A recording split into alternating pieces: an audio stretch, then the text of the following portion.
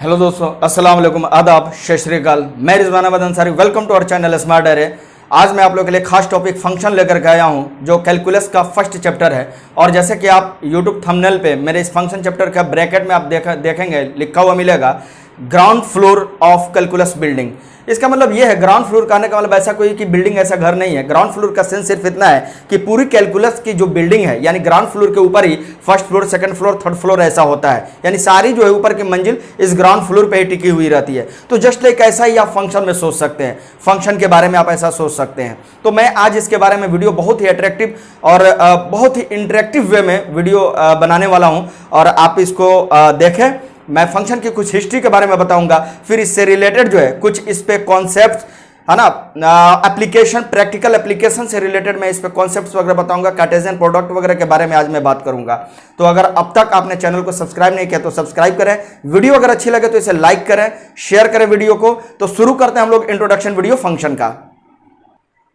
तो फंक्शन के बारे में आजकल की किताबों में ज्यादातर हिस्ट्री के बारे में डिस्कस नहीं किया जाता है, क्योंकि इसमें फंक्शन अगर हम लोग को लगता है कि सिर्फ कैलकुलस, न्यूटन और लिबनिज की हम लोग बात करते हैं कि इनकी देन है, लेकिन ऐसा कोई जरूरी नहीं है कि कैलकुलस न्यूटन और लिबनिज का देन है। इनके पहले से जो है बहुत सारे मैथमेटिशियन, फिलोसोफर, इन लोगों का इसमें बहुत बड़ा योगदान रहा है। बट इनका जो है न्यूटन और लिबनिज, ये लोग इंडिपेंडेंटली इन लोगों का वर्क है और इन लोगों को बाद में मेजरली हम लोग जानते हैं कि ये कैलकुलस के कह सकते हैं कि पिता हैं, ऐसा कहते हैं। लेकिन मैं आज आपको बता रहा हूं, ध्यान दीजिएगा, जो टर्म फंक्शन आया, फंक्शन ये जो टर्म है, ये जो वर्ड है फंक्शन, ये फंक्शन कुछ लोगों का ऐसा मानना है हिस्ट्री के हिसाब से कि फंक्शन जो है डेकार्त साहब के साथ में आया।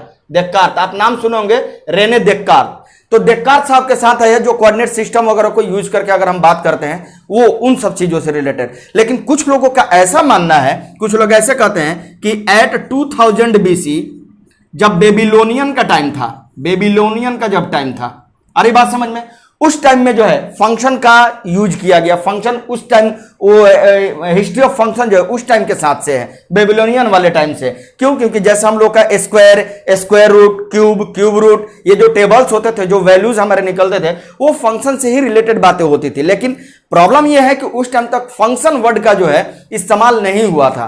फंक्शन वर्ड उस टाइम में कोई भी मैथमेटिशियन या फिलोसोफर जो है यूज नहीं किया हुआ था। ठीक, यहां तक तो आपको समझ में आ गई होगी बात। अब हम लोग आगे इसमें बढ़ते हैं। फिर यहां यह भी एक बात आती है कि तीसरा पॉइंट, जैसे पहला पॉइंट है, कुछ लोग का मानना है कि डेकार्त साहब के साथ फंक्शन की शुरुआत हुई थी। ठीक है, कुछ लोग का मानना है कि बेबीलोनियन के साथ शुरुआत हुई थी। कुछ लोग का मानना है कि जो एंशियंट टाइम में एस्ट्रोनॉमिकल कैलकुलेशंस वगैरह थे, उस टाइम में फंक्शन के जो है वो फंक्शन के साथ आए हुए थे भाई, जो एस्ट्रोनॉमिकल कैलकुलेशन वगैरह होते हैं। तो सबकी एक अलग अलग अवधारणाएं हैं, क्योंकि हिस्ट्री ऑफ फंक्शन एक्चुअली में अगर देखें तो ये देखा जाए तो किसी को ऐसे मालूम ही नहीं है। लेकिन हां, जहां से डेटा ऑब्जर्व होते हैं, जहां से ऐसा मिलता है कि हां इन्होंने, इनका ये योगदान है, इनका ये योगदान है, तो वो सारी बातें आपको मैं डिस्कस कर रहा हूं। तो अब हम लोग चलते हैं एक इसके नए पहलू पे।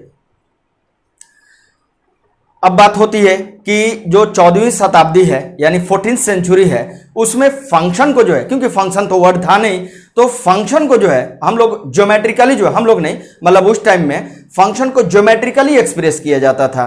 फिर उसी 14th सेंचुरी में ही, है ना, जब चले तो कुछ और भी फंक्शन के बारे में नाम सिर्फ नहीं था, फंक्शन किसी ने दिया नहीं था, लेकिन काम जो है सारा फंक्शन की जो स्पेसिफिक जो प्रॉपर्टीज हैं, जो प्रॉब्लम्स है, वो सिर्फ वर्बली या ग्राफिकली इसी हिसाब से चलता था। उसमें हमारे कुछ नेचुरल फिनोमेना भी आए, है ना, जैसे हीट होगी, लाइट हुआ, डिस्टेंस, वेलोसिटी, एक्सेलरेशन, ये सब चीजें आई।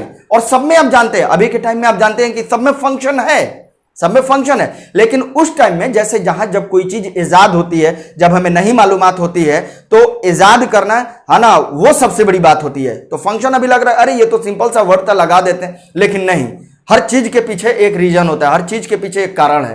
तो उस टाइम तक प्रॉब्लम्स तो सॉल्व हो रहे थे, बस उस टाइम यह था कि प्रॉब्लम को सॉल्व करना है ना। और प्रॉब्लम दो ही फॉर्म में मिलते थे, या तो वर्बली मिलते थे या तो ग्राफिकली मिलते थे। यही दो तरह के। तो लोगों ने प्रॉब्लम बस पढ़ा और सॉल्व किया, लेकिन फंक्शन का ऐसा कॉन्सेप्ट, हालांकि डेटा टेबल वगैरह जो होते हैं, अभी बता करके गया, स्क्वायर, स्क्वायर रूट, ये सब जो वैल्यूज टेबल्स हैं ये सब फंक्शन के हिसाब में थे। जैसे होता है ना F of X equal to X square, तो एक्स की वैल्यू जब हम 1 भरेंगे तो 1 स्क्वायर करके निकलेगा, 2 भरेंगे तो 2 स्क्वायर करके बाहर आएगा।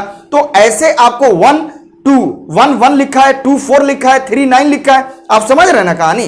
तो अभी आपको यह मिल चुका है कि फंक्शन है, ऐसा काम करता है, लेकिन उस टाइम में ऐसा कुछ नहीं था, फंक्शन वर्ड नहीं था। तो ये जब 14th सेंचुरी की मैं बात बता रहा है ना, इस टाइम में ये सारी चीजें इजाद हुई, ये सब चीजें हमें देखने को मिली।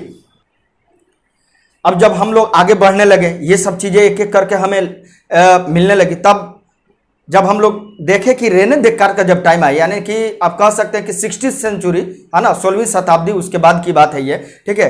तो रेने देकार्त हमेशा सोचते थे, है ना, वो फ्रेंच मैथमेटिशियन और फिलोसोफर हैं, तो उनका हमेशा ये सोचना रहता था, वो सोच रहे थे कि अलजेब्रिक प्रॉब्लम को, उसके अलजेब्रिक इक्वेशन का जो सोल्यूशन है उसको रिड्यूस करके किसी सम स्टैंडर्ड प्रोसीजर पे उसे लाया जाए, उसको रिड्यूस करने को चक्कर में लगे रहते थे, ठीक है। तो ये जब टाइम जब स्पेंड होने लगा, है ना, तो आप लोग देखेंगे लेबनिज नाम सुने हैं, लेबनिज, आ रही बात समझ में, लेबनिज ने सन 1694 में, ये ध्यान में रखिएगा, अपने हाथों से एक किताब लिखी, अपने हाथों से कुछ नोट लिखा, है ना, या आर्टिकल लिखा, जो ही कह लो, ठीक है। उन्होंने 1694 में एक किताब, एक आर्टिकल लिखा लेबनिज ने, उसमें उन्होंने फर्स्ट टाइम फंक्शन वर्ड का यूज किया था। अब बात समझिएगा, यहां से आपको धीरे धीरे बहुत ही इंटरेस्टिंग होने लगेगा। सबसे पहले उन्होंने फंक्शन वर्ड जो है, उन्होंने लेबनिज ने 1694 में सबसे पहले यूज किया हुआ था। अरे बात समझ में, वो कब यूज किया था, जब वो किसी कर्व से जुड़े हुए किसी क्वांटिटी के बारे में डिस्कशन कर रहे थे, स्टडी कर रहे थे, प्रॉब्लम को सॉल्व कर रहे थे, यूं कह लीजिए, तो उन्होंने इस फंक्शन वर्ड का इस्तेमाल किया था, ठीक है। तब अच्छा, एक और बात ध्यान में रखेगा, लेबनिज ने ही कांस्टेंट, वेरिएबल और कोऑर्डिनेट, ये तीनों वर्ड को इंट्रोड्यूस करने वाले लेबनिज ही हैं। कांस्टेंट, वेरिएबल और कोऑर्डिनेट, इन तीनों वर्ड को लेबनिज ने ही इंट्रोड्यूस किया। फिर जब आगे चले हम तो बर्नौली मिले, बर्नौली इन्होंने 1698 में जब एक आर्टिकल लिखा, तो उस आर्टिकल में इन्होंने फंक्शन का जिक्र किया था, जो कि किसी कर्व से जुड़े हुए ही प्रॉब्लम का सॉल्यूशन कर रहे थे, उससे ये रिलेटेड हमारा फंक्शन का वर्ड इन्होंने भी यूज किया था, ये ध्यान में रखिएगा। अब उसके बाद जब बर्नौली ने ये सारी बातें कह दी, कांस्टेंट, वेरिएबल, कोऑर्डिनेट वगैरह, ये सब लेबनिज ने ये कह दिया, बर्नौली की बात आप समझ गए।